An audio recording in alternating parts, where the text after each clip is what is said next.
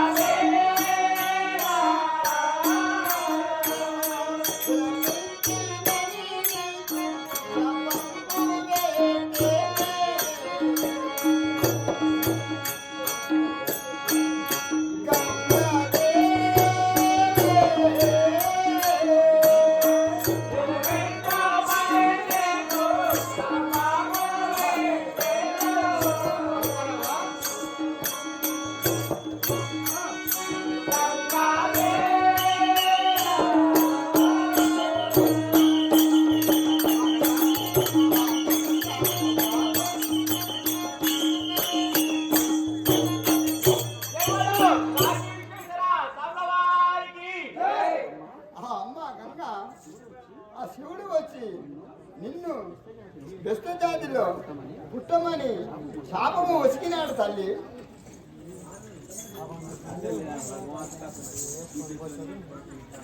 గంగవ్వా ఎంకలవ్వా గంగాదేవి అయ్యయ్యో శంకర ఆది నారాయణ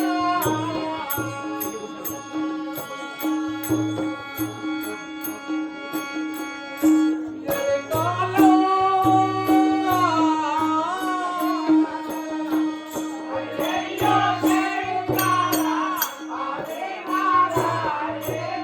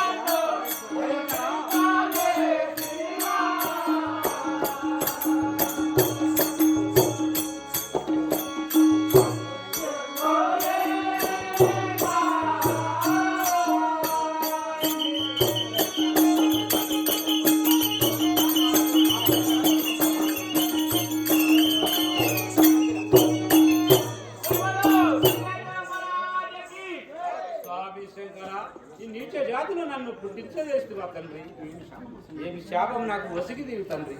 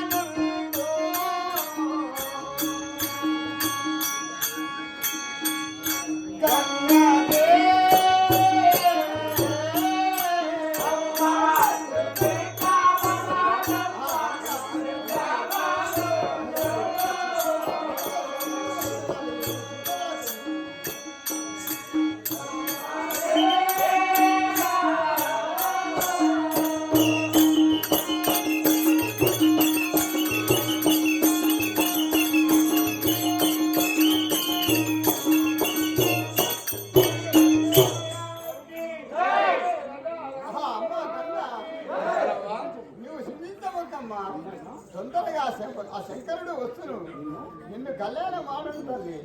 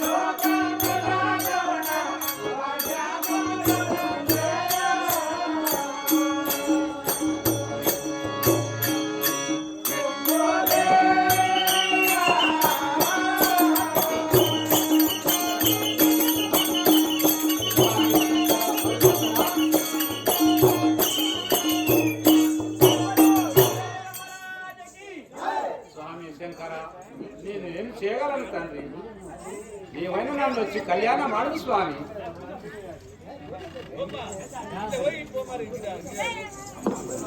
అమ్మా గంగా అరలో ఆ శంకరుడు రాగలడు, తొందర వచ్చినా యోగము ఆడగలడు తల్లి. నీ తల్లిదండ్రులను బాధితులకు మళ్ళీ పెళ్లికి వచ్చి ఈ దంపతులను సాధుకోగలడు తల్లి.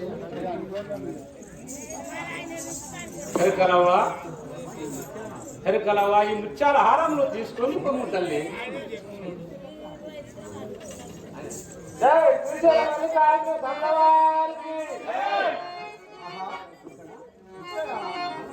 నా నాటకము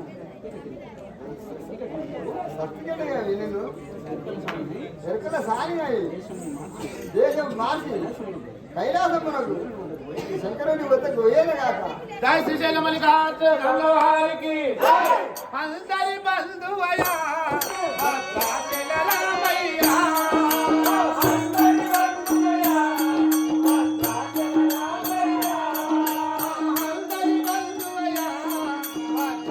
la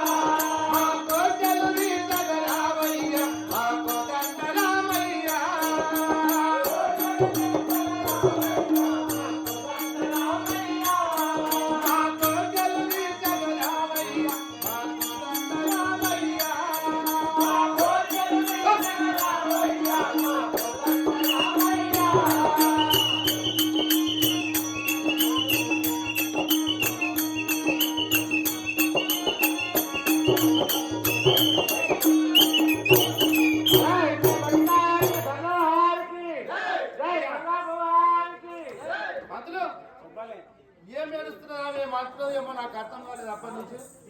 కాలేదా? అవు. అయితే ఆ, అప్పుడు ఆమెకు శాపం వస్తాయి కదా ఎవరు? వీళ్ళు ఎవరు శంకరుడు. ఆ, అయితే ఆ, ఆ శాపం వస్తాంగినందుకు మరి ఏం చెప్తున్నా అంటే ఆమె పెద్దగా అయింది. అవు. అయితే నేను నీచ జాతిలో పుట్టినందుకు నా పాప విమోచనం ఏం జరుగుతున్నదని ఆయన అడుగుతున్నాడు. నారదు ఇవన్నీ అడుగుతున్నారు. ఆ. అయితే ఎర్కలసాని ఫస్ట్ నారదుని రూపంలో ఉండే అవు. ఆడదాని రూపంలో వచ్చి ఆమెతోని కొనియాడుతున్నారు అనమాట. అవు. ఏమవుతున్నారు అంటే ఇప్పుడు ఆమె మళ్ళీ ఇప్పుడు నారదుడు వచ్చి మళ్ళీ ఆమె శంకరుడు చెప్తాడు. ఇప్పుడు ఆమె ఏడుస్తూ నువ్వు ఏం చేస్తున్నావు అంటే ఇప్పుడు శంకరుడు వచ్చి ఆమెను మరి కళ్యాణం ఆడతాడు. ఇప్పుడు ఆ కళ్యాణం ఆడితే ఏమైంది అంటే ఆ నీచ జాతిలో పుట్టినందుకు ఆమె పాప విమోచనం అయి మరి ఆయనకు రెండో భార్యగా నిలుస్తుంది ఆమె. అందుకోసం ఆమె అయితే ఎరకల సాని ఆ నరతుడు త్రిలోక సంచారి ఎరకల సాని రూపం లోపల భూలోకంకి వచ్చింది అనమాట. అంతే కదా, భూలోకంకి వచ్చి ఆ శంకుదేవమ్మ శంకుదేవయ్యకు గంగా తల్లిదండ్రులకు ఇద్దరికి ఆ గంగా జన్మ వృత్తాంతం నిన్న దినమున చెప్పిందన్నమాట. శంకుదేవమ్మకి ఎరకల సాని ఏమని చెప్పిందంటే, నీ బిడ్డ ఎవరి వల్ల జన్మించలేదు, గంగాదేవిని మీరు తపస్సు చేస్తేనే శంకరుని కోరిక మేరకు ఆ గంగాభవాని మానవ కన్యగా మీ గర్భమును జన్మించింది. మరి ఆమెను మానవులకిచ్చి పెళ్లి చేస్తే చచ్చిపోతుంది, శంకరుడు వచ్చి ఆమెను కళ్యాణం ఆడతాడు, మీరు పిల్లగాని దేవులాడవద్దు అని ఆ ఎరకల సాని చక్రదేవమ్మకు నిన్న దినమున చెప్పింది అనమాట. చెప్పి ఆర్థికరించి వెళ్ళిపోతుంటే ఆ మేడపైన పచ్చని కూర్చులో కూర్చున్నటువంటి ఆ గంగాదేవి ఎరకల సాని ఈ విధంగా చెప్తుంటే ఇన్ని ఆమె మనసులో అనుమానం కలిగింది. ఆ ఎరకల సాని ఇట్లా చెప్తున్నది, నేను దేవతనై ఉండి మానవ కన్యగా ముందుకు జన్మించిన నాకు శంకరుడు శాపం ఎందుకు ఎట్టిండు, ఈ భూలోకంలో పెద్దవారింతో జన్మించడానికి కారణం ఏమి? ఈ ఎరకల సాని ఏమో అనుమానం కలుగుతున్నది. ఈ ఎరకల సాని అడిగి తెలుసుకున్నాలని తల్లిదండ్రులకు కానకుండా ఇప్పుడు ఆ గంగాదేవి ఎరకల సాని దగ్గరకు వచ్చి, అమ్మా నేను గంగాభవాని ఎందుకుంటే ఈ గంగగా ఎందుకు జన్మించిన, ఈ మానవ కన్యగా బెస్తవారింటిలో నీచ జాతిలో జన్మించడానికి కారణం ఏమి అని ఆ యొక్క గంగాదేవి ఎరకల సాని అడుగుతుంటే ఆ ఎరకల సాని గంగాదేవికి జన్మవృత్తాంతం అంతా చెప్తున్నది అనమాట. నువ్వు దేవతవే నిజంగానే, నువ్వు ప్రపంచం అంతా నిండి పారుతుంటే శంకరుడు నిన్ను ఆగమంటే ఆగలేవు. శంకరునికి కోపం వచ్చి నిన్ను దేవతను బెస్త జాతిలో నీచ జాతిలో నిన్ను కన్యగా జన్మించమని శాపం పెట్టిండు. నువ్వు అందుకే మానవ కన్యగా భూలోకంలో జన్మించినావు, నువ్వు ఎవరిని కళ్యాణం ఆడకు, ఆ శంకరుడే నిన్ను కళ్యాణం ఆడతాడు అని ఆ ఎరకల సాని నారదుడు అనేది తమ్ముడు గంగకు నచ్చజెప్పి, మరి ఆ నారదుడు గంగను చూసేట్టుగా మనసు ఆగుతలేదు. త్రిలోక సంచారి అంటే అక్కడిక్కడ కయ్యం పెడితేనే ఆయన కడుపునలేదు అనమాట. మరి గంగను చూసినోడు ఊకున్నాడా? ఆ త్రిలోక సంచారి నారదుడు ఆ శంకరుని సన్నిధానంలో పోతున్నాడు.